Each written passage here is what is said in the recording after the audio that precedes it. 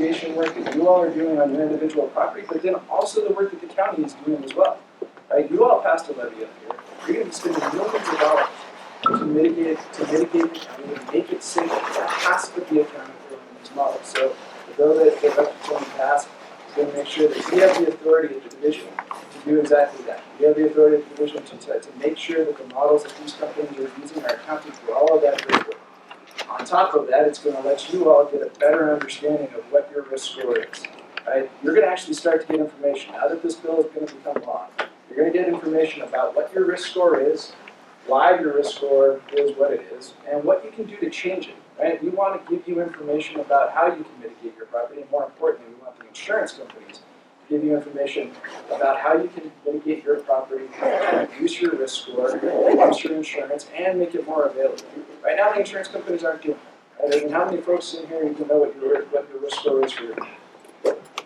Yeah, but how you get it, or where it comes from. Exactly right. So not one person, not everybody in the room, two people, 3 people, right?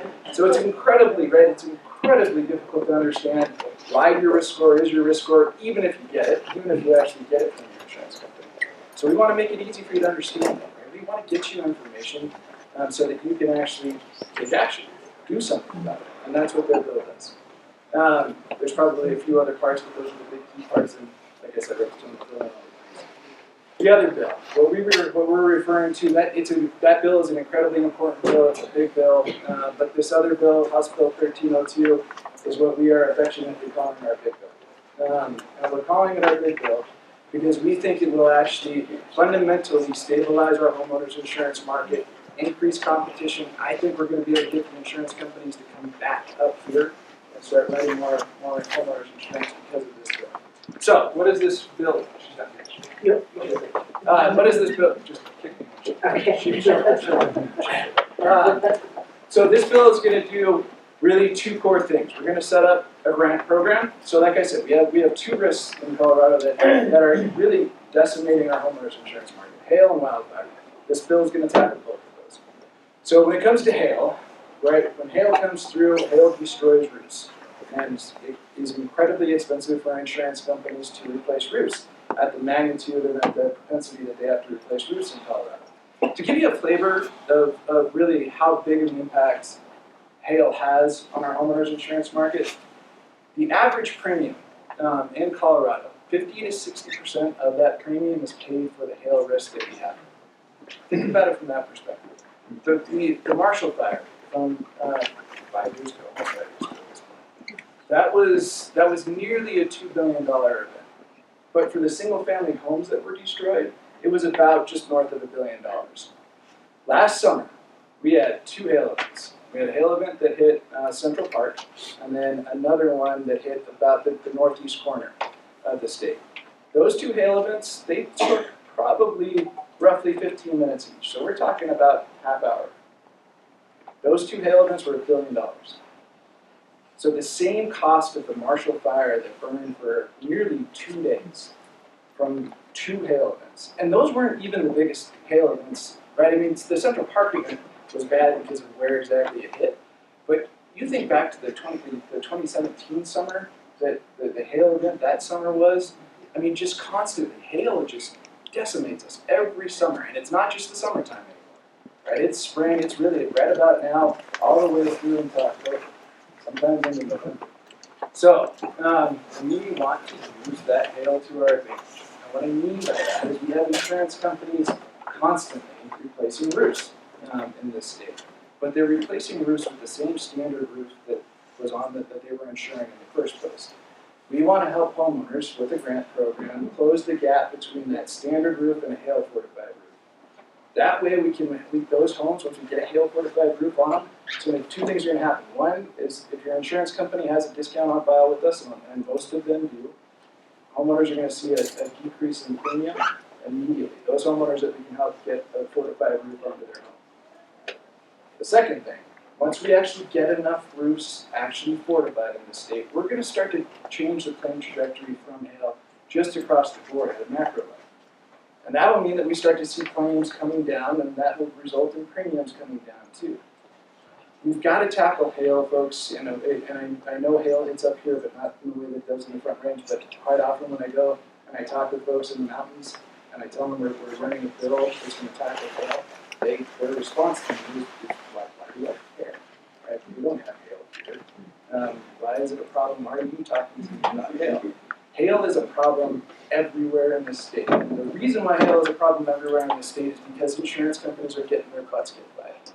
And they're getting their butts kicked by it along the Front Range and into the Eastern Plains, but really along the Front Range where the vast majority of the population lives. They're not going to leave the Front Range, right? They're just not.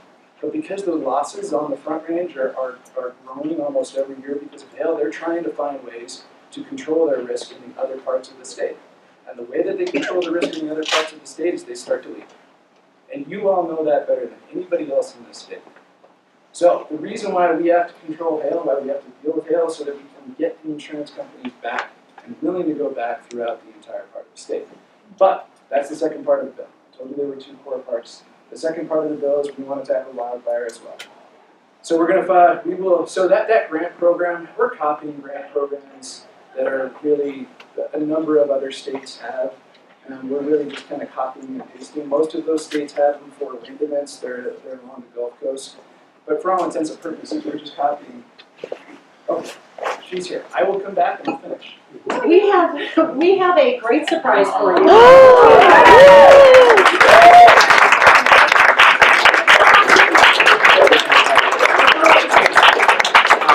Support Colorado with my husband. We were hoping to have Sam and Davis, who are the shadow congressmen, right, for our congressional district.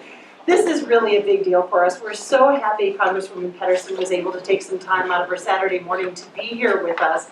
And one of the things that we all need to know is how hard she is working on our behalf, not only on all of the issues we're trying to make sense of at a national level right now, but also on the risk of wildfire in our community. And I'm proud to be a member of her Wildfire Advisory Committee. We have a number of our fire, I see some of our fire rescue district folks with us. If we could have our chiefs and our others please stand. We've got Jess Moore, and I'm sorry, remind me? Chris Levar. Yes, thank you, Chris.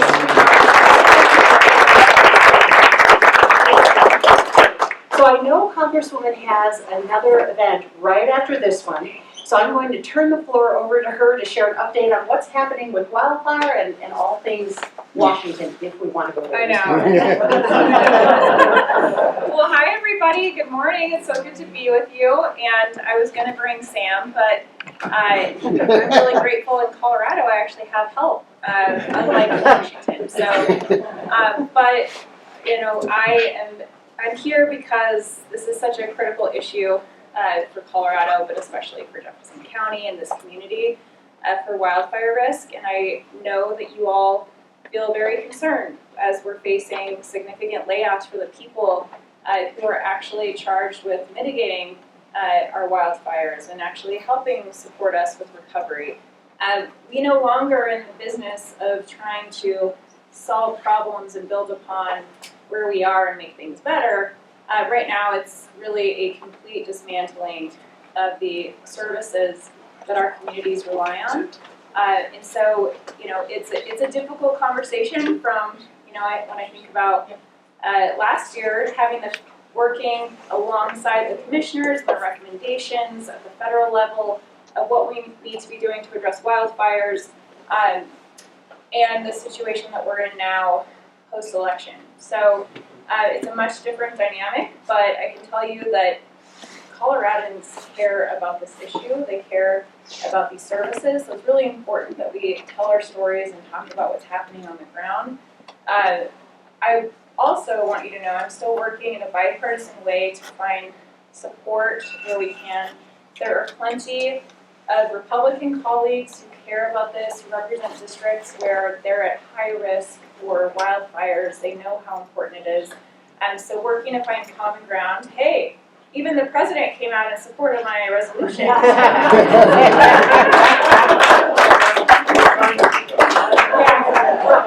Hopefully he hasn't tweeted about it yet today. But so we're working in a bipartisan way.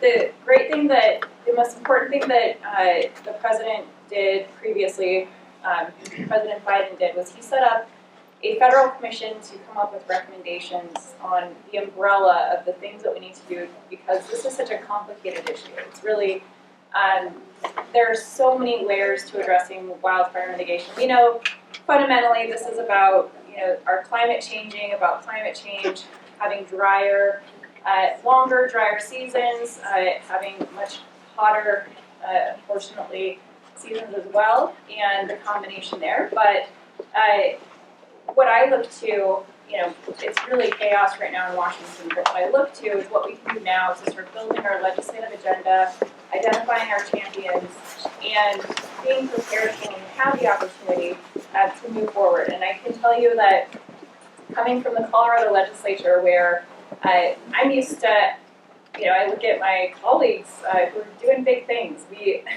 what we were able to do every single year to try to address the issues that communities are facing, and how difficult it is in Washington, but the way that we get things done is really being ready so that you can add amendments as things are going through. So this is, we're working on building, our champions, our legislative agenda, so that we're ready to move as possible. But outside of wildfire mitigation, recovery, we know that that also includes flood risk, making sure that communities know about flood insurance.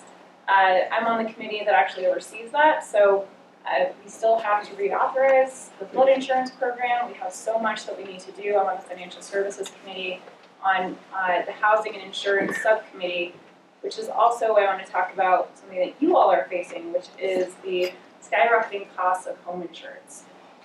This is front and center for all of you. So many people, I've spoken to people in Evergreen that say, I'm selling my house and moving because I don't know if I'm going to be able to sell it later. I don't know if I'll be able to afford home insurance later to stay in this community. And so I know that this hits all of you and our small businesses in a very real way. And that is a priority for me. I'm on the committee that oversees that. Also, bipartisan recognition of, this is something that we need to work together at the federal level to create a backstop to support people. But the flood insurance program has been far from perfect. So we have a lot of work to do to move past. You can take what's worked, but I think definitely not taking exactly what we did with the flood insurance program. So this is also on our list of things to deal with, but everything costs money, and you can see with the budget proposal that's moving forward. I'll give you just kind of a quick highlight. Right now, you all saw when I showed up with Sam to vote against the budget proposal, it was cutting $880 billion from the Energy and Commerce Committee over 10 years. That includes, it has to include Medicaid, this includes all the things that we care about, that we're talking about, just taking a hatchet at the critical investments that we're making in our communities, the services that we rely on. The Senate now has their version, and they're going to try to pass this next week in the House on the Senate version that's going through. So what it is kind of an umbrella of just an overview of directives of increasing spending, decreasing spending for different committees. Then, and I'm explaining this to you because, having come from the legislature, I was very familiar with our process, but this is still, new for me as I'm only in my third year. So I'm assuming you guys don't know all of this. So then what's happening after that is you're going to get into the details of what those spending cuts and those spending increases look like as we go through in April with their bill that will fill in those details. The reason why you hear different messages from different sides of the aisle is because we don't have all the details yet, but we know that it is impossible for them to bring the cuts that they're designating without hitting the areas that we all care so much about. And so we'll be watching that closely, working hard against that, but that's really the most important things that are coming up next week and next month. But I'm here because I want you to know that I am working to try to address these issues in a bipartisan way. It's a difficult climate right now, but look forward to the conversation and your questions, and so good to see you all. Great, thank you so much.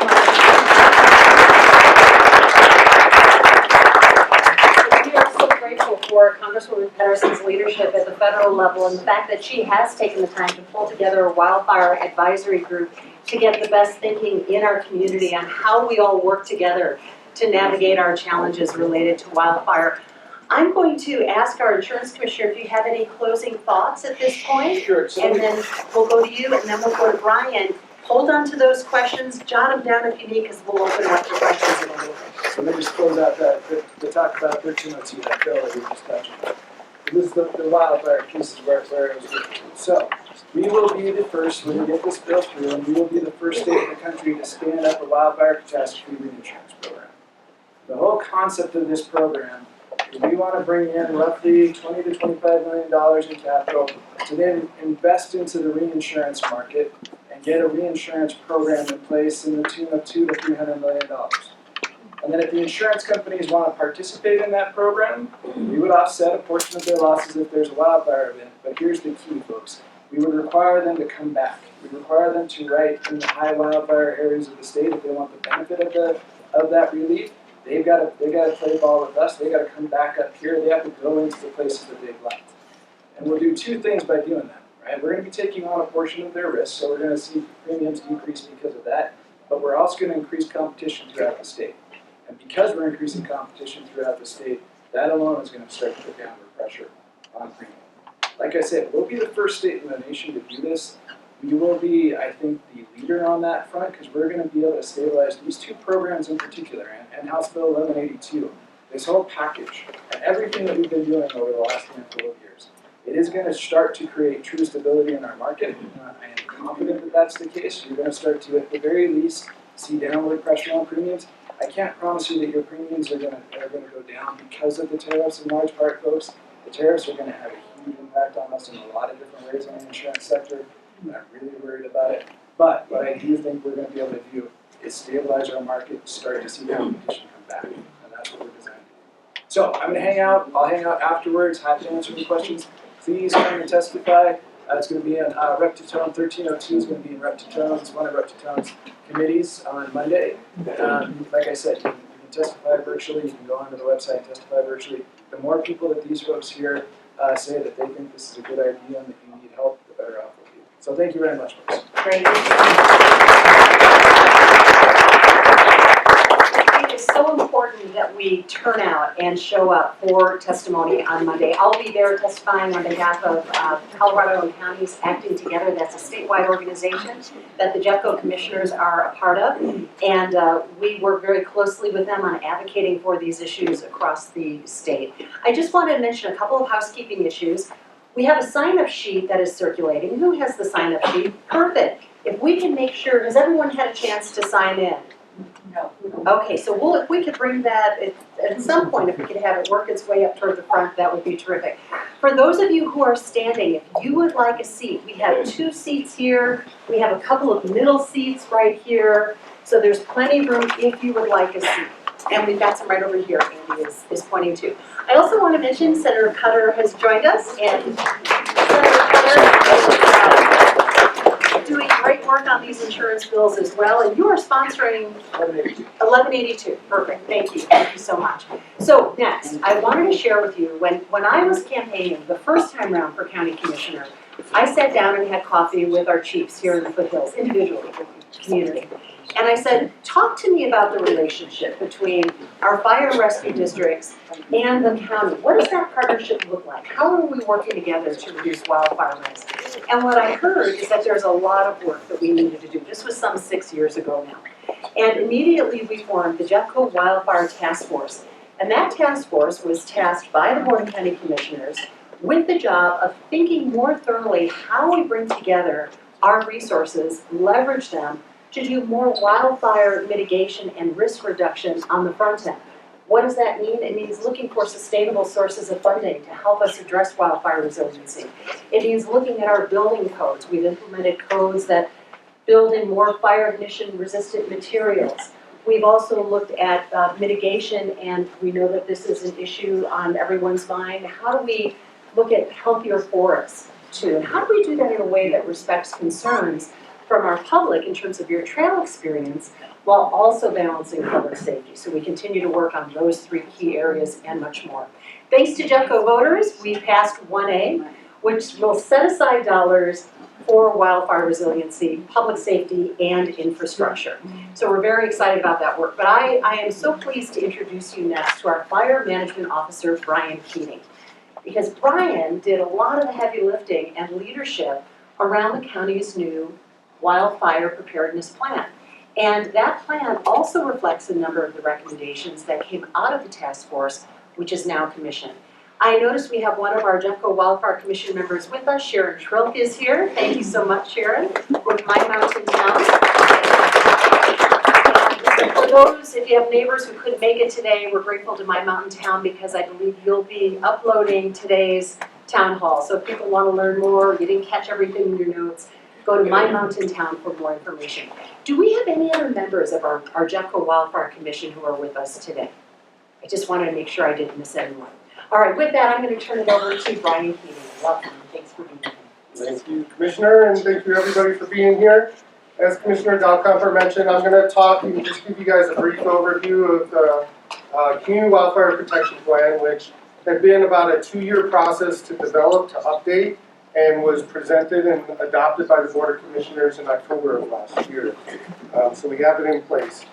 So the Wildfire Protection Plan, and I guess just to start, just so you guys know, so we have a county level CWPP in place now, updated from a 2011 version.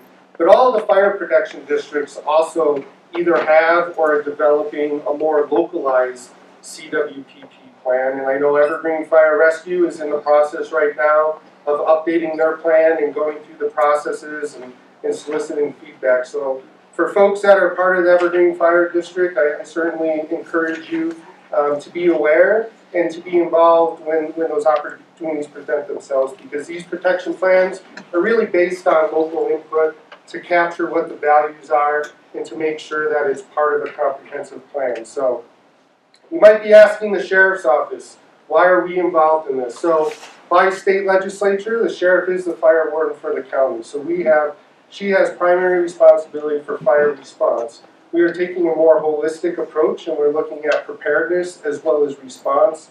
And the Community Wildfire Protection Plan really speaks to the preparedness side of it. The Community Wildfire Protection Plan was developed as part of the Together Jeffco project, which started back in 2023. And our CWPP and the evacuation annex actually are the first 2 plans to be completed as part of that process. So there's other work that's still ongoing.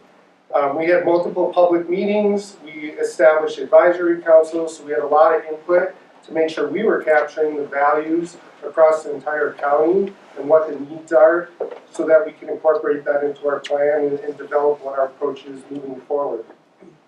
Fundamentally, the goal really is, what do we need to do at a county level to protect life and property safety, the things that Commissioner Dahlkemper touched on, throughout the entire county. So it's going to vary up here in the mountain community versus down in the urban corridors, but life safety is our primary focus. It's also important to know that the CWPP is a non-regulatory document, so there's no absolute requirements, but a lot of the work that's coming out of the CWPP is being used to inform other regulatory documents that the Together Jeffco project is informing. So that way we've got consistency across the board.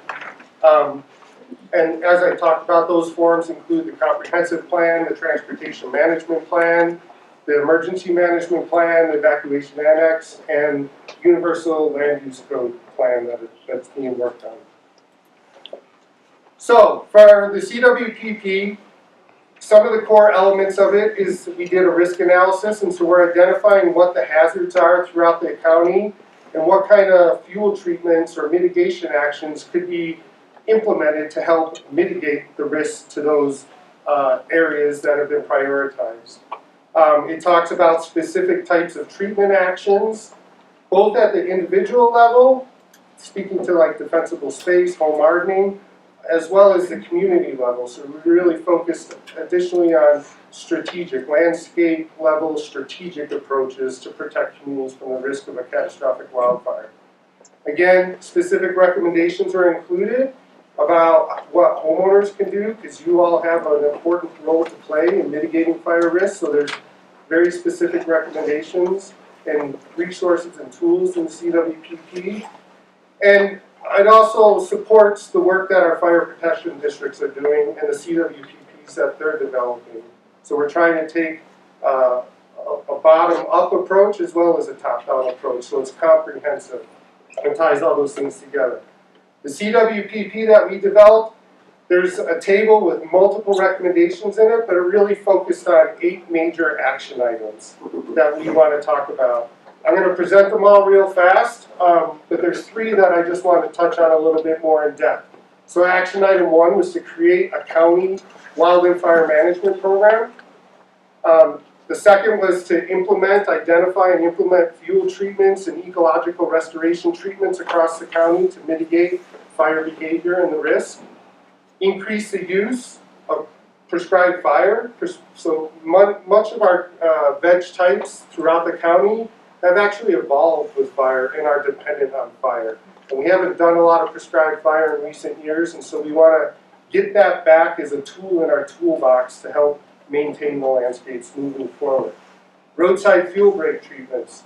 We identified a number of highway corridors or road corridors that are really high risk for wildfire, and these are also corridors that are critical for evacuations and safety of life and people. So we identified a number of road corridors there. In total, over 250 miles of road segments in the very high or high levels, representing over 7,500 acres worth of treatments.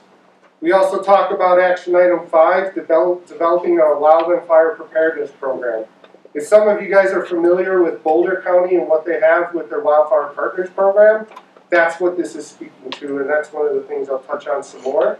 Slash management. This county is very lucky. We've got the slash program that's managed by Parks and Conservation and the Conservation District. And so we want to see what we can do to expand those opportunities and efforts to support homeowners in disposing slash when they do mitigation. More work around evacuation preparedness, and then spatial data coordination. So there's a lot of data that exists out there, and in the last 10, 15 years especially, a lot of work has occurred, there's a lot of modeling, and we want the county to take a leadership role in collecting that data and making it available not only to agencies but also to the residents in the county. And so we want to take that on and create the platforms to make that available. So going back to action item 1 was about creating that wildfire program. And part of what Commissioner Dahlkemper spoke to and what the citizens voted on with ballot measure 1A, we're hoping that through that process, that will provide some of the funding that we need to get the necessary staffing and equipment and resources to develop a comprehensive program. With the focus both on wildfire preparedness, kind of the proactive piece, as well as the wildfire response. So when we do have an incident, we've got the resources, the staffing, and the tools to respond to that fire and protect the citizens and other values throughout the community. The other action item on the previous slide was focused around those evacuation corridors. So I guess I already touched on that. We already identified a number of corridors. In the last slide, you'll see a map that kind of shows some of that. This wildfire preparedness program, there's kind of 3 components to that. Number 1 is developing a county-wide home assessment program. So the county would have the resources, the tools, and the staff to work with our fire districts and work with residents to go out and do an assessment of your property and provide recommendations on what kind of mitigation you should do to mitigate fire risk. And ultimately, we're hoping to work that towards, if you do the work, being able to provide you a certificate, which could be something that could be beneficial when you're engaging with the insurance industry and your providers to say, hey, we met these standards, we did the work, the county certified I did all this, here's the proof that I did it. Hopefully give residents tools on that. The second component of that program is really around wildfire education and outreach. And so we want to standardize what our messaging is across the county, provide more resources and tools for residents so that you guys understand what the threats are, what resources are available, and what you need to do to help mitigate that wildfire risk. And then the third component that we're talking about is trying to establish a microgrant program. And that would be both for defensible space as well as home hardening to mitigate your risk. And so that would be a county administered program where we would invest funding into, and then homeowners that want to do the work because it's not cheap could apply for grants and have some of that cost potentially covered to get that work done. So those are the 3 action items that I wanted to highlight there, but obviously there's more there, and I certainly encourage you guys, if you're interested, go to the togetherjeffco.com website, and there's a link to our CWPP, and you can, it's 250 pages. If you're looking for something to help you fall asleep at night, it's great for that, but otherwise there's just a ton of information and resources in there. One other thing I just want to touch on is, as part of the CWPP, we're mandated to look at what we consider our wildland-urban interface. And so previously, the county had identified the WUI area, wildland-urban interface, as 6,400 feet and above in elevation. I covered about 76% of the county. Through all the data that we have, looking at fire history, modeling fire behavior, taking into account things like the Marshall Fire, right? That was in the lower elevations up in Boulder County. Catastrophic fire and impacts to the public. That is also part of the wildland-urban interface. So we remapped out, and now our WUI area covers 91% of the county.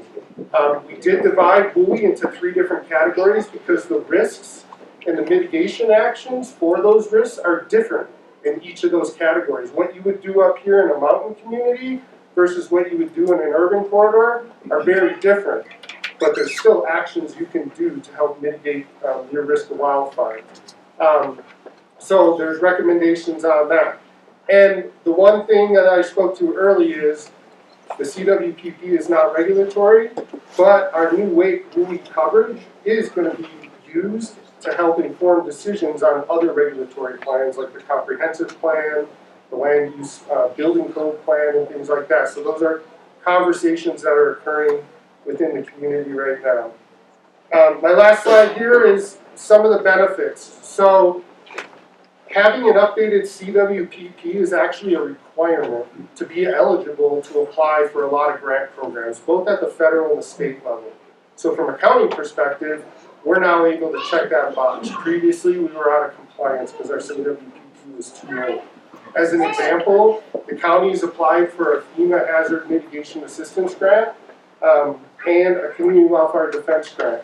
Significant grants, they're both federal level grants, and we don't know ultimately with all of the daily changes at the federal level where those grant programs are going to end up, but we're optimistic and we feel we're going to be competitive, so we'll see where that goes. Being part of a WUI, you guys yourself as a resident, also makes you eligible to apply for grant programs. So it opens the door for our residents. And then moving forward, for each of those action items that I talked to, many of them we're already moving forward on, we're taking actions, but we're in the process of developing detailed implementation plans for each of those action items so that we can start moving that forward. And we will review our CWPP and our progress on an annual basis. As far as the program and what's next, we're going to continue to work with the Together Jeffco project on those other county level plans that are still being developed to make sure we've got that consistency from a wildfire perspective. We're also working on some new web-based materials that will, I believe, be more informative and help our residents digest this material a little bit easier. So look for that on our websites moving forward. And then, as I said, we're going to be reviewing our plans on an annual basis. And in 5 years now, the state has designated every 5 years we need to revalidate our CWPP, both at the county level and the local level. So that'll be a kind of a watershed milestone for us 5 years from now. So I think I will end it there. Great, thank you, you're Brian.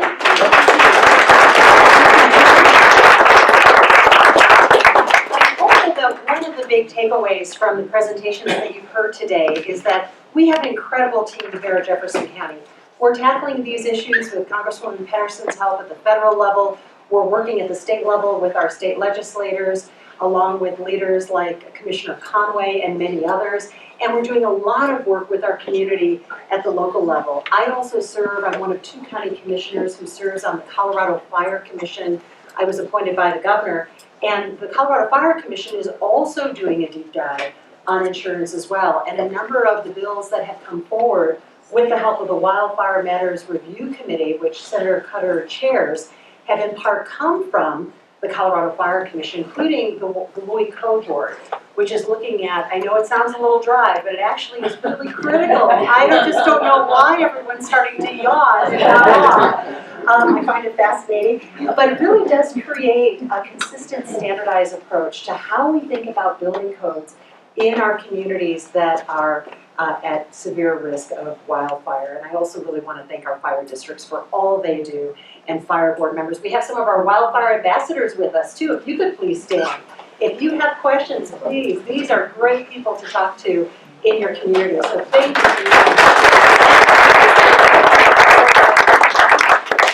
Next, we'd like to open it up to your questions, and in about 10 to 15 minutes, we're going to shift the program and provide updates from our legislators. You'll also hear from Commissioner Kerr. So if I can invite Commissioner Conway to come back up, and Mr. Keating, please come forward. I also, again, want to recognize our sheriff, because just Tuesday, we had a great conversation with Sheriff Marinelli, with Mr. Keating and members of the sheriff's team to really think about how can we begin to tap those 1A dollars this year to begin building that team that you heard Brian talk about, who can help us implement and roll out this work and really breathe life into that CWPP. So I'll have you both come forward if you will. And I can stay for. Can you? Okay, wonderful, please. That's terrific. So what we're going to do is I want to make one quick comment. We're going to try and move through and get to as many questions as possible. We really appreciate your being here. So let's work here, and we'll start with Steve. I know in any kind of a situation, you've got people on one side and the other, Democrats, Republicans. And we're getting to the point where the Democrats aren't talking to the Republicans, and that makes us assume things that aren't true and all that. What are you doing to talk to the insurance companies now to kind of work together, to put together a plan that you don't just throw at them and say, here, and if you want to insure in Colorado, you have to kind of, because there's going to be insurance companies that go, yeah, we're kind of a fan of this. Other ones are going to go, forget it. But you know what I mean? Just so that we develop something that is going to be easy to implement and that they accept. Sure. And I'm sorry, that's Brian, not Dean. Where's Dean? Dean is there's Dean. Yeah, I'm Brian. Apologies. He's Brian. Michael, That's all right. You just call me. He's Mike, I'm Brian. You're Conway. You're Brian. So Sorry. let me jump in, but it really, since the Congresswoman only has a few minutes, why don't we concentrate on questions for her, but very, very quickly. So I love talking to Republicans, I love talking to Democrats. I love talking to insurance companies, they don't always love talking to but, so, I mean, on these two bills that we talked about, so 1182, because of the great works of Rep. Titone and Senator Cutter, we worked really closely with the industry to get it to a place where they were, I don't want to say they were supportive, but that they're happy with where we're landing and they can implement it. And they agree with us too, right? I mean, so I've been going to town halls for we've been holding our own town halls for the last year and a half or so. And what I've continuously said at those town halls is that we've got an open door to the insurance industry. Whatever solutions they want to bring to us, we want to hear them, right? We want to work together. The problem is they didn't bring us any solutions. So I also was very clear with them that if they didn't bring us solutions, we were going to come up with things that we thought would make the market work better. And that's what 1182 was. 1302, we cut a deal with them, right? We have compromised with them on that bill too. They're going to come and testify tomorrow, no, Monday, that's 2 days away. They're going to come and testify that once the amendments come onto that bill that we've agreed to, that they're at least going to go to neutral, if not support, because of exactly what you just said, right? They understand that we are trying things that are innovative. That always makes insurance companies nervous, right? But we're doing things that are going to stabilize our market. And I think that they're long-term really focused on actually helping us get to that stability place. So I think they're on board. I think that's the key, Pete, kind of in response to your question. But I love talking to everybody, Republicans, Democrats, even insurance companies. And I also say the insurance industry, Carol Walker, who heads up a statewide association of insurance leaders, is also on the Colorado Fire Commission. And Commissioner Conway has come and talked with the commission, and Carol has as well. So we're really working to try and navigate this together to the best of our ability. Other questions? I saw Oh, and hand. I just can Yes, add really please, quick to that is, the opportunity that we have at the federal level is to help support states that are looking for things like this, so that we can create, kind of push them to move in that direction. As you all know, it's actually the states that regulate insurance, and they like it like that because they have a lot more power at the state level. Federally, if you're bringing federal legislation, there's going to be huge pushback if we're trying to actually create regulation there. So if we create those incentives, if we have that backstop and those additional dollars to support innovation like this and help insurance companies stay in the places where we need them, that's what we're going to be continuing to talk about and work through at the federal level. Great, thank you both. Go here. Can you tell us your name and where you're from? I look at, my name's Scott Rennie, and I live down before Stroke. Okay, it's called Lower Maxwell Falls. My insurance agent was more interested in the roof and less in the mitigation that I did, which seems counterintuitive to what you said because we're lower risk hail, higher risk fire mitigation. So this whole certification that we can present to the insurance companies will be helpful to educate them, because at the local level, I don't think the agents understand, our area enough to cover us in a cost-effective way. They seem to be backwards. So, is there any, that certification that you mentioned, I think it would be important that we could take a piece of paper and say, I did mitigation, this is what it means to my insurance policy and all my community. I'm going to go to the Congresswoman. I'm sure that you'll have some feedback on this, but so contrary to what we think in Colorado, we think that the increasing costs are, about wildfire risk and the fires that we've seen. But actually, the number one contributor to rising costs is actually hail damage. So as we've seen our climate change, more extreme weather events, we've seen much bigger hail, and that's all hitting us in our bank accounts. And so I know that that's probably why they have such a focus on what your roof is, but what else do you want to add to that? Yeah, so there's two things going on with roofs when it comes even to wildfire. My guess is that your agent may have been concerned about the age of your roof. Insurance companies are starting to change their underwriting requirements, and they won't write homes with roofs that are older than a certain age. We think we'll be with 1302. We think we'll be able to put some constraints around that if they want to participate in these programs, and we've got to continue to insure those older roofs too. But I think that's number one. Number two is that, so when we're talking about a fortifying roofs against hail, it's the same thing. So it's what's called a class 4 roof. And it's really the same steps you would take, or very similar steps you would take to help fortify a roof against wildfire too. So it's probably a bit of a combination of those two things, but the bigger one would be, my guess, is the age of the roof. It's probably the same. Yeah, they wanted to know that too. Yeah. And what the composite or rating of the shingles were. And that's also where those building codes come into play. So in Jefferson County a couple of years ago, we passed new codes that if you're replacing your roof and you live in the wildland urban interface, or a certain percentage of your deck, that it's replaced with fire ignition resistant materials. Let me just check with Brian real quick. Is there more you'd like to have? And then we'll go to our next Yeah, question. because I want to know when the certification, when we can get a document we can take to our insurance companies. So, to touch on that first, it'll be a little bit in the future. We're trying to build capacity at the county level, so we've got the people in place and the programs that we need to do those assessments and develop that program. So, it's going to be, I'm hoping by this fall, the end of this year, we'll have something in place and then start making those opportunities available.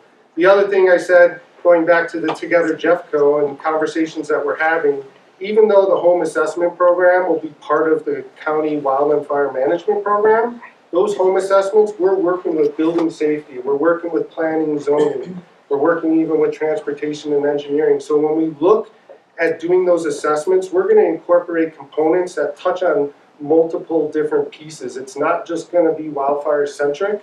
And so when we do that certification, it will be that opportunity for you guys to document all of the work that you're doing in terms of hardening your home from wildfire and potentially hail, as well as the defensible space.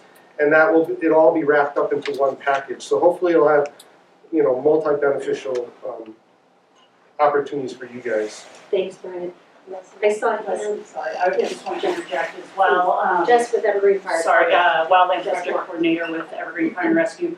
Currently, right now, Evergreen Fire and Rescue does offer free home assessments, and then provided that you accomplish your defensible space in those in the home assessment recommendations, we can provide you a letter, a small $50 fee to do so, but that letter you can choose to share with your insurance company if you'd like. Great, thank you, Jess. I saw a hand go, Dean? Actually, Congresswoman Petterson answered my question without any Okay. Perfect. I'm gonna move over here. Please go ahead and tell us your name and where you're from. Nice to see you. I'm a little concerned sometimes with fire maintenance, you know, very late. Where we are, a lot of people have to do bonfires and stuff. And I know it's like parts on one. But I'm just curious what the requirements are. So for those of you who were unable to hear the question was about what are the requirements around the fire ban in Jefferson County? Brian, do you want to take that one? Of course, we have our sheriff here too. Please chime in anytime. So yeah, so also part of the sheriff's legislative responsibility is issuing fire restrictions to the county, so we manage that. I can tell you, and you can go to our website and you can see all the specific criteria that we constantly monitor and evaluate to help inform if we should go into a fire restriction. One thing that we have by default, and it's a countywide fire restrictions, is obviously if we go into a red flag warning by the National Weather Service, that if that red flag warning is only for the mountain communities, we still issue a stage 1 fire restrictions for the entire county, and we issue it for the entire day. So there's some liberty that we're taking there to try and expand those periods and make sure that we're mitigating the risk as best as possible. In terms of going into normal fire restrictions as the summer plays out and things are getting warmer and drier, we monitor all kinds of different metrics. Fuel moistures, I do sampling twice a month. Many of our partners do sampling. We look at predicted weather. We look at energy release components, a lot of other scientific things. And we don't do that in a box. We're doing that in conjunction with our federal partners. So they've got their set criteria that they're using on federal lands, U.S. Forest Service lands, for when they're going to go into fire restrictions. And part of the nuance to all of this is we want to have consistency, right? We want to go into those restrictions when the conditions warrant them, obviously, but we don't want to have this county's in restriction, this county's not, but this county is. It doesn't make sense in terms of messaging. It actually just creates more confusion, not only with the residents who live here, but obviously gateway to the Rockies, all of the visitors that are coming in as well. And so we balance that criteria very thoroughly. We have conversations with the sheriff. Ultimately, she is the one who says, yes, they should go into fire restrictions based on recommendations that I'm providing to her. But I can tell you it is based on science and is based on data. Other counties, it's more of a political decision. And we feel like basing it on science and that data gives us really something to fall back onto and to be able to stand behind. So, is that something that the legislators should look at for saying you have to take these things into account? We like science. Yeah. Something that, no, go ahead. we've had these conversations throughout some congressional district, and it's not, you all know this is pretty expansive. It's not just Jefferson County. It goes all the way up against the sand dunes. It includes Teller, Fremont, Custer, Lake, Park, and Chaffee. So a lot of different challenges throughout these communities. But when we talk to Teller County about this, they say that when you have restrictions on, and you say that there's, when you're telling people that they can't build fires early on and getting too ahead of it, but then people don't take it seriously. So it's always really trying to manage that so that they know that when there are restrictions that is very serious, and it's not just always that way where they disregard it. So that's a balance to a line to walk with that. Other questions? Go here and then I'll come to you, and then we'll go to our updates from electeds. Okay, Bob Batchman, Evergreen. One comment I'll make about insurance is not only is the homeowners going up, but in Colorado it used to be always hail damage to cars. So the car insurance is going up. Except getting a big umbrella, Yeah. much better. The other question I got is, you talk about grant money, and this may be both of you, is with federal government behaving the way it is, it seems to me that they're gonna cut. I don't know where the grant funding comes from that you're talking about. But does that then mitigate itself, or migrate itself, I should say, down to the state, down to the county? And the last comment is wildfire mitigation, my attitude, cut by the, so I've been trying to do fire mitigation. Now Mother Nature's coming. Kind of is coming. But I figure nature's gonna make a selection.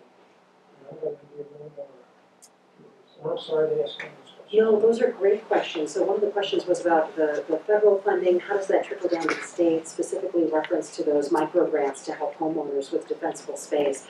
And one of the things we're looking at is to see if we can balance some of those 1A dollars set aside for wildfire resiliency for homeowner micro grants. That's to be determined in terms of what that amount looks like. There might be some, I don't know what that may look like at the federal level or at the state level. Any brief comments on that? Well, I mean, we're tracking all of the grants that our state relies on. We're trying to create coalitions to advocate for funding these critical need areas, but a lot of the pressure is going to come down to the state. Really bad news for a place like Colorado where we have Tabor, and you know, we have the money to fill our budget this year, but because of Tabor, everyone's going to get a small check in the mail. But it is, you know, we have almost $1 billion deficit, so our legislators will talk about that in the cuts that they've had to manage this year. But it is a very difficult path forward for a place where, you know, we're not able to make those investments. We balance our budget, which is a good thing, but also some debt creates more opportunity later. So, and we're giving small checks back. I think that we would all say, you can keep my check if I can have all these things that we need here in Colorado and make sure that we're investing in these areas. So it's going to be a lot of pressure here in Colorado. We're tracking all these grants. We really don't know what's going to happen. Reconciliation, that's the bill that's going to go through all the details of the cuts that are coming. And we also have, you know, community project funding requests that we were approved that we're also trying to make sure that we get the funding for. That also included fire mitigation projects. So I'll just mention too, so you're all aware, we have a team at Jefferson County that is watching very closely the impact of federal funding cuts on Jeffco. The total we're looking at right now is approximately $200 million in potential federal funding cuts. We're watching that very closely. That affects everything from highway safety, as I look at the sheriff, wildfire resiliency as well, human services affecting our most vulnerable families and children. So really we're watching it very closely.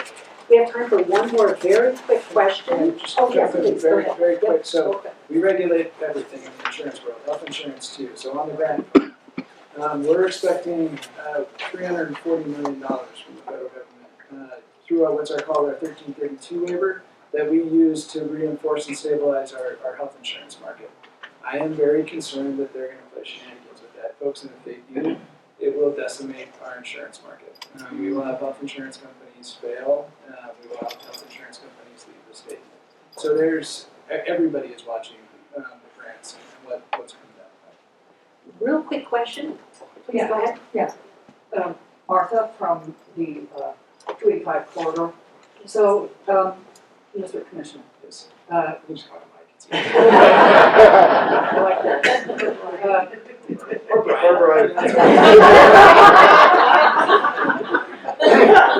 So, does the Colorado Commission approve insurance rate increases for specific insurance companies? So we don't have what's called prior approval authority. So if we're homeowners insurance, and what that means is insurance companies for homeowners insurance, they just file their rates with us and then they can use those rates. So they don't have to get a prior approval They for don't an have to get a prior increase. approval. And what we've seen in the state though is that insurance companies, for 8 of the last 11 years, they've lost money in the state. So that's part of the reason why their premiums keep going up. That's part of the reason why we want to put these programs in place to stabilize our market too, so we can actually offset some of those claims, stop the claims from coming through in the first place. But we don't have prior approval. It was one of the things I threatened in that the big bill 1302. I told them we were going to change to prior approval. That was one of the ways we got them to compromise on the big parts. We threatened a bunch of stuff. I talked to them though. Well, please join me in thanking our speakers who.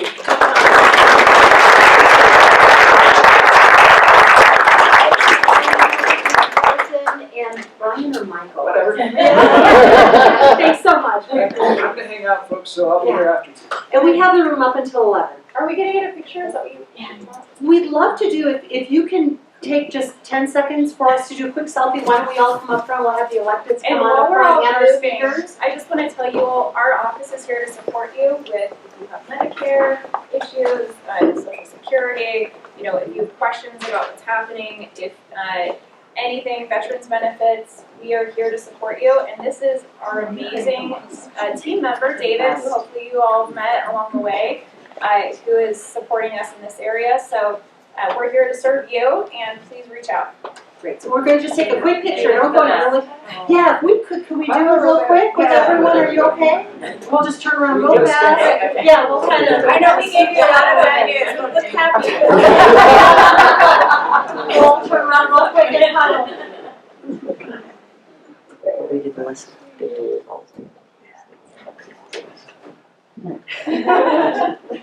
Thanks, David. That's awesome. Thank you. All right.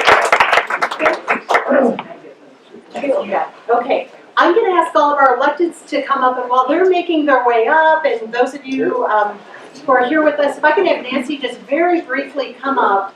We want to flag some very important elections that are coming up for our fire rescue district boards. Nancy, if you could just give us like the 30-second version, that'd be great. I was just going to let you all know that there are two candidate forums coming up. One for Evergreen Parks and Rec election, and then one for Evergreen Fire. So the Evergreen Parks and Rec one is the first one. That's on Wednesday, April 16th from 5:30 till 7 p.m. And that's at the Buchanan Rec Center in their room that's kind of on the front of the building. And then the next evening is when... You got it. There's a second one for Evergreen Park and Rec at the United Methodist Church due east of the Safeway on 74, and that is on April 26th from 9 to 10.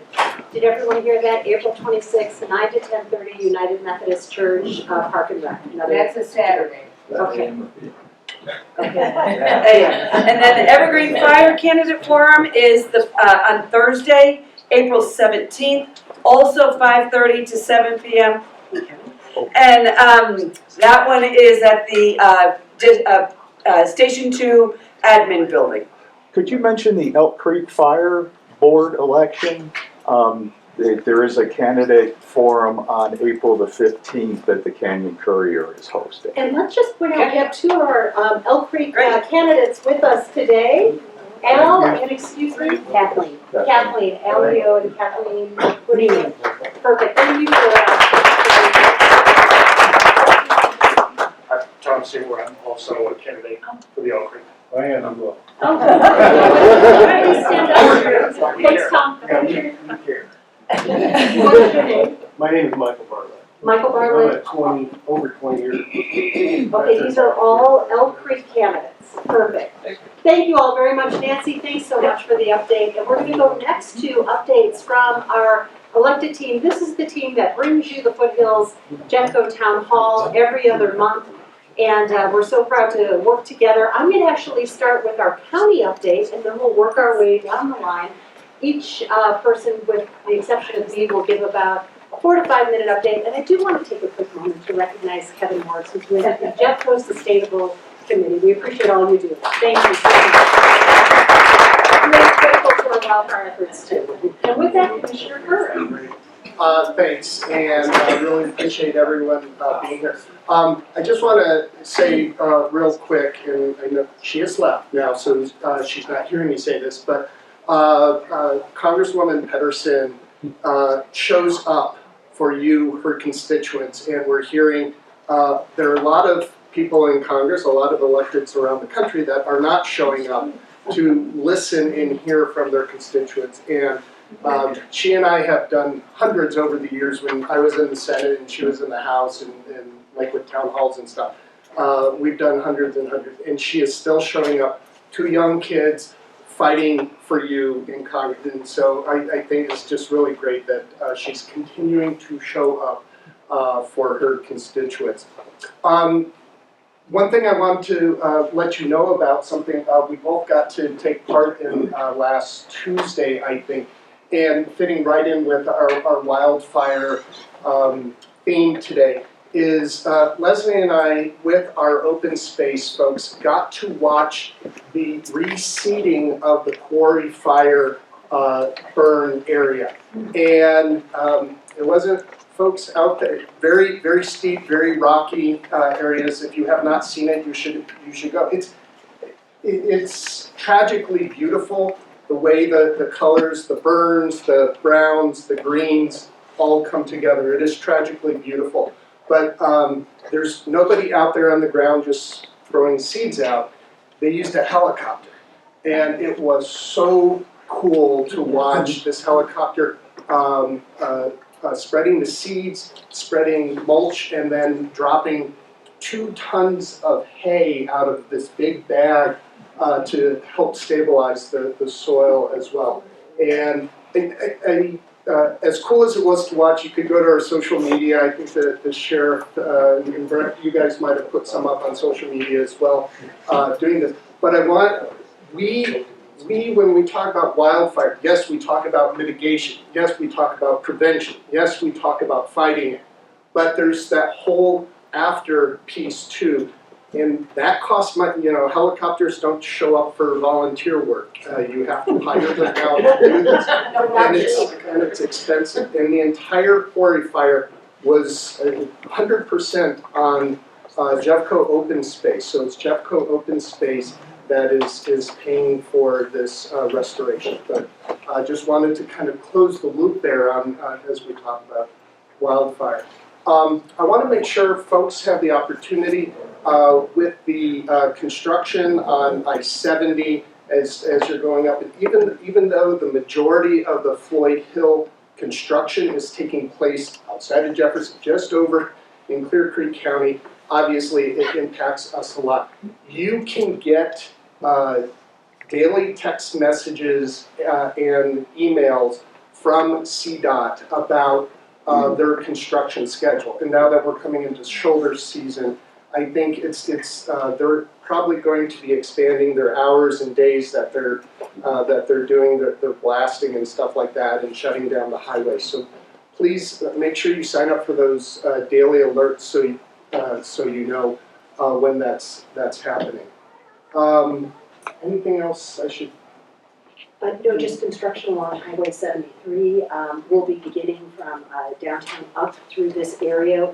If you go to jeffco.us, we'll put updates up there for you so you know what's happening, when it's happening, and the timeline.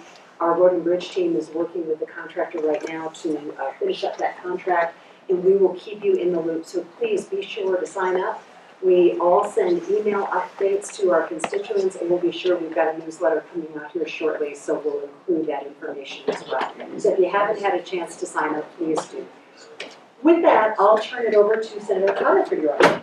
Thank you, Commissioner Dahlkemper, and yes, please keep time, because I'll get talking and I won't realize. I want to disrespect anyone else's time. So, first of all, thanks to all of you. I want to acknowledge that you showed up. I think that that's really an important message I've been telling a lot of people, like, show up, you get to create the world that you want to be part of, so your participation in town halls and in all the ways that you can use your voice is incredibly important. And so thank you.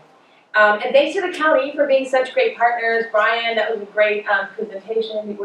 And of course, Commissioner Conway, but the county in particular, it is really a wonderful partner with the legislature in working through some of these wildfire issues. Commissioner Dahlkemper and I work together on a lot. And I want to flag that because we passed 1A, the county can now apply for state grants. like one thing we've bemoaned over the years is we do all these great things at the state level, and then the county was not able to take advantage of them. So that's great news. Also, let's see, just in regards to the budget, I think Commissioner Conway talked a little bit about that, about federal issues potentially.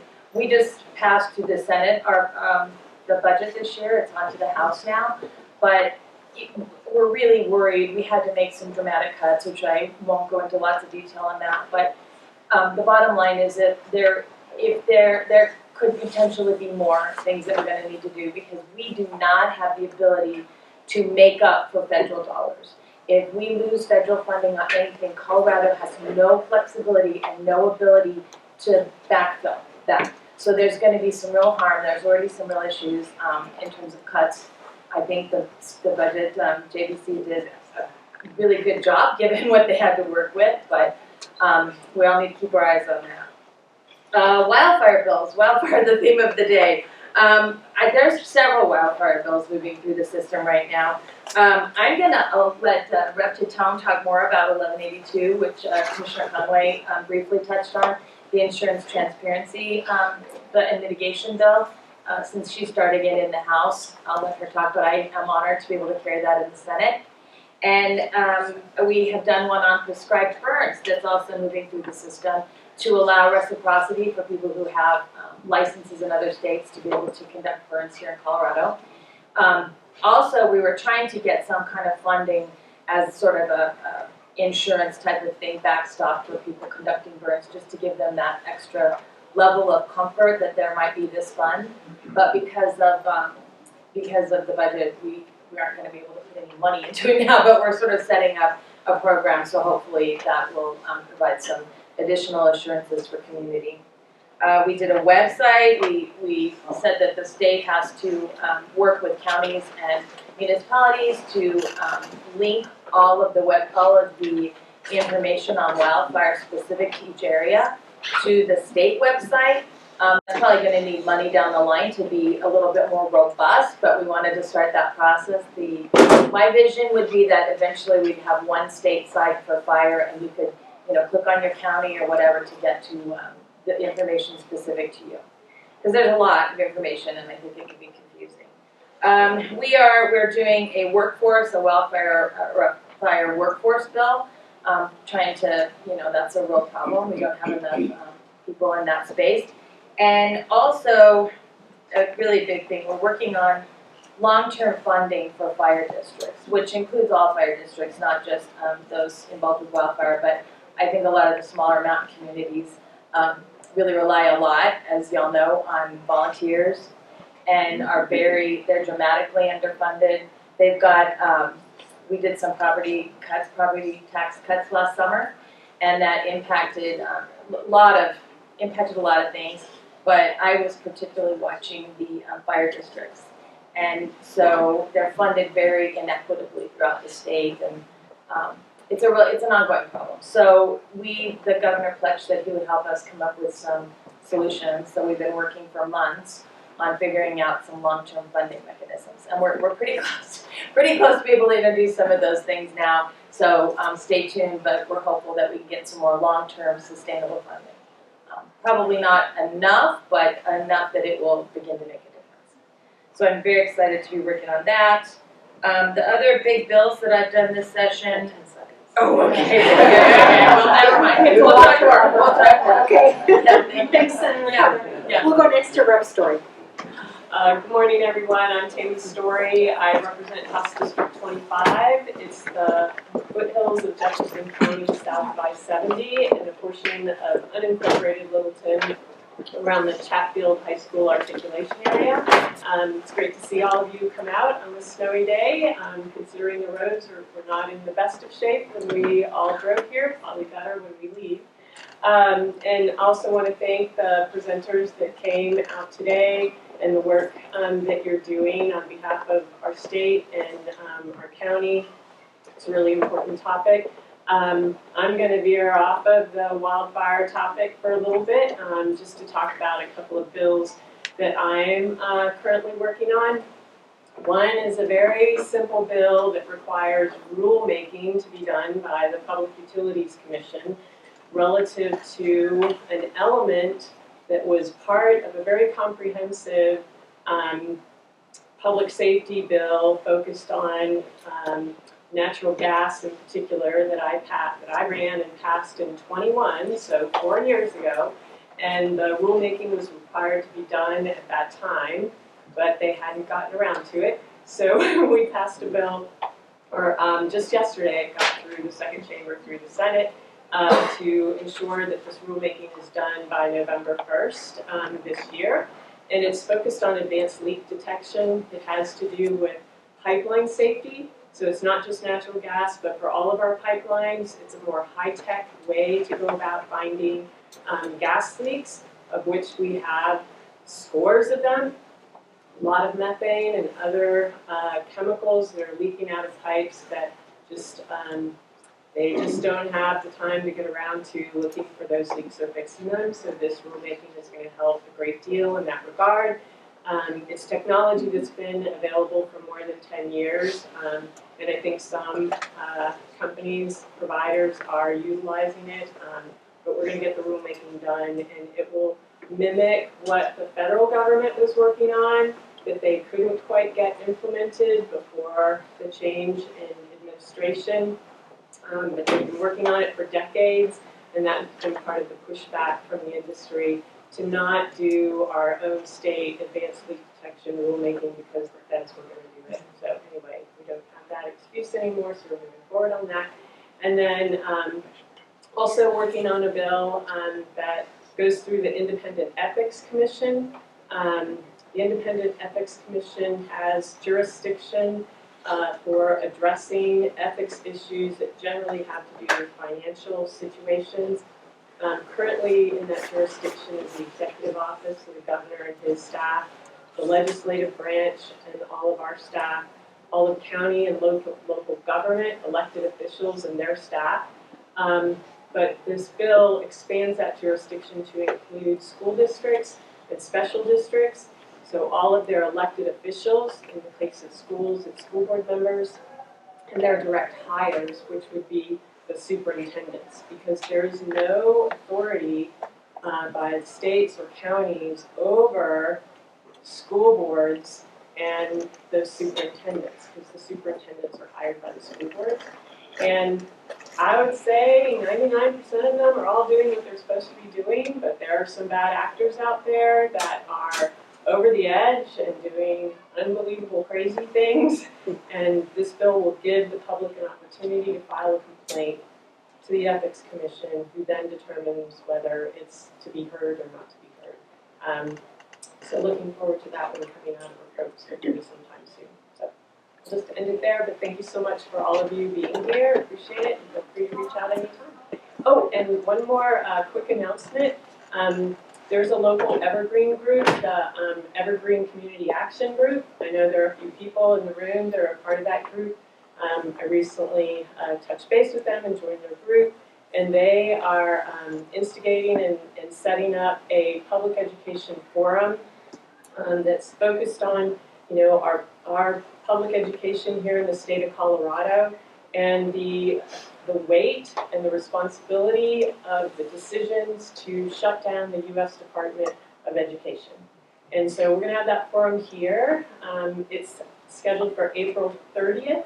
It's a Wednesday from 5:30 to 7, and you all are welcome. It's a public meeting, of course, and we'll have several speakers here to present, and we look forward to having you all here. And if you let me know, I can send you a flyer. Thank you, Thanks, Story. There's a flyer posted on the bulletin board right around the corner. Oh, good. There's There's a a flyer. flyer.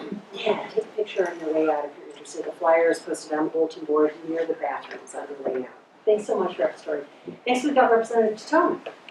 Hi, good morning, everyone. Thanks for being here. Appreciate you. I'm Representative Titone. I represent District 27. That's the northern part of Jefferson County and the mountains, and then big strip of Arvada and Golden.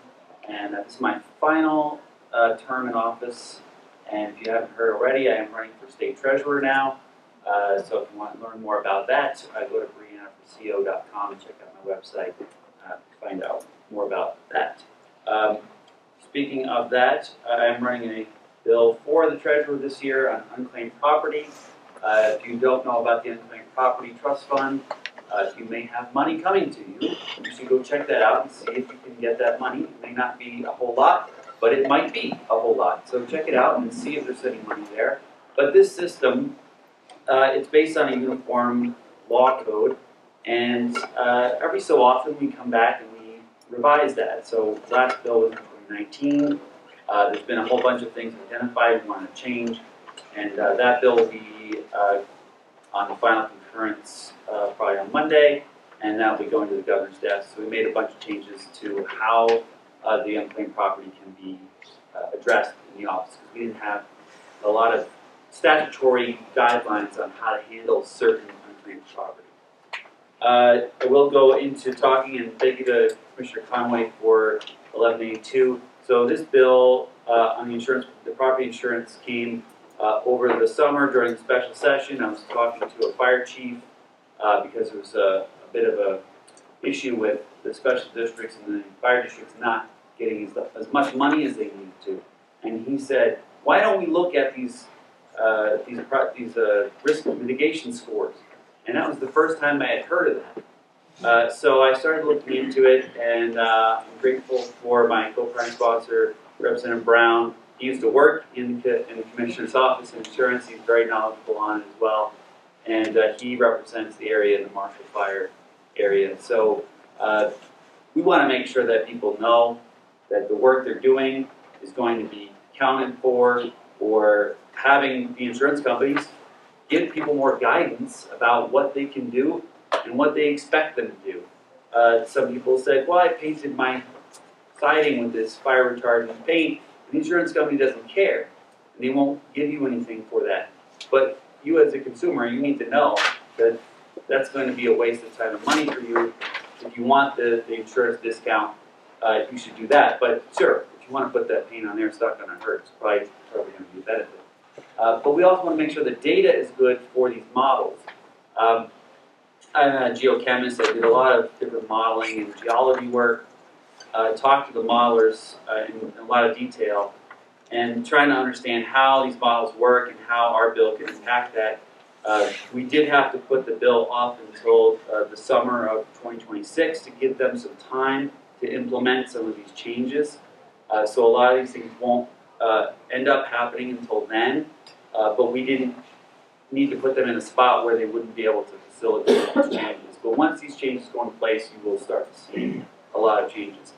Making sure that you have the data that's accurate is important. Somebody said the insurance company was going to drop them because their house was in the woods. It wasn't. I looked it up in the assessor's office. It was not in the woods. But there's data that's bad, and if this going into those models is making the risk higher, and this is going to help mitigate that. Another bill being signed on Monday is the Freedom to Marry. Thank you for, you voted for that amendment, to get rid of that amendment out of the Constitution. Thank you for that. We finished up taking the rest of it out of the statute, and that will be finishing the job on that.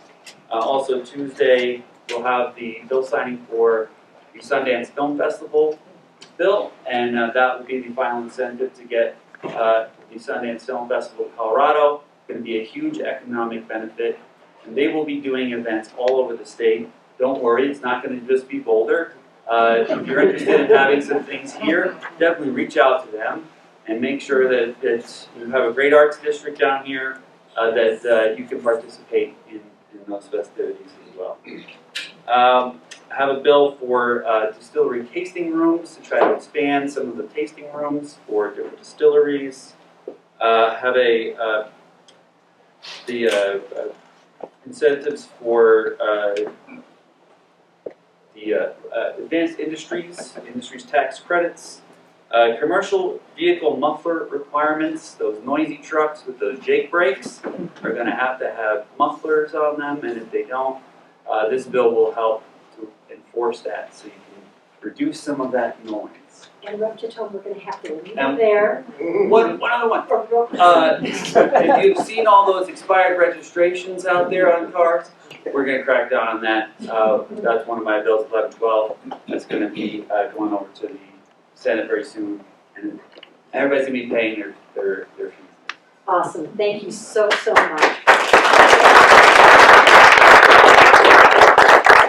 Real quick on Representative Titone's comment about the inputs for the modeling that result in your insurance rates that the insurance industry looks at. The Colorado Fire Commission is also looking at something called the Common Data Project.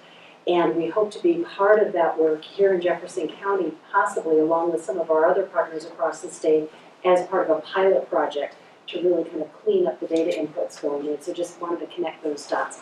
We are almost out of time, and I'm actually going to suggest that instead of using the last 5 minutes for Q&A, that if you have questions for us or for our speakers, our sheriff is here as well. We also want to thank our deputies who have been with us this morning. Thanks so much for being here.